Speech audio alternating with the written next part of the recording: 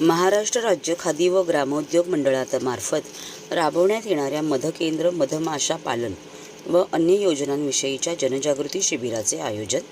महाराष्ट्र राज्य खादी व ग्रामोद्योग मंडळामार्फत कार्यान्वित झालेल्या मधकेंद्र योजना, मधमाशा पालन योजनेअंतर्गत महिला, युवक युवती, सुशिक्षित बेरोजगार, आदिवासी, ज्येष्ठ नागरिक, अनुसूचित जाती जमाती, इतर मागासवर्ग, भटक्या विमुक्त जमाती, स्वातंत्र्य सैनिक, स्वयंसेवी संस्था, महिला बचत गट, स्वयंसहायता गट, शेतकरी, शेतमजूर, भूमिहीन, पारंपरिक कारागीर इत्यादी समाजातील सर्व घटकांना मध योजनेचा लाभ देण्यात येतो.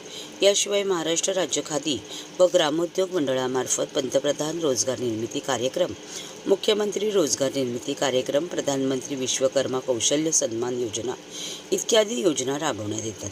या योजनेअंतर्गत उद्योजकांना विविध उद्योग उभारण्यासाठी आर्थिक सहाय्य देण्यात येते, तसेच अनुदानाचा लाभ देण्यात येतो. मध योजनेअंतर्गत लाभ घेऊ इच्छिणाऱ्या व्यक्तींना विनाशुल्क निवासी प्रशिक्षण देण्याची व्यवस्था मंडळामार्फत करण्यात येते.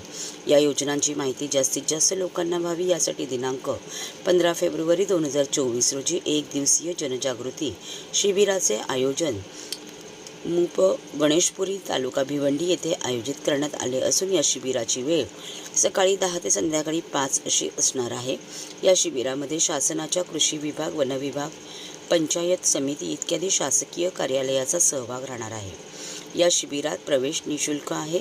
या विविध शासकीय योजनांचे लाभ घेऊ इच्छिणाऱ्यांना इच्छुकांची नाव नोंदणी करून त्यांचे अर्ज शिबिरामध्ये भरून घेण्यात येणार आहे.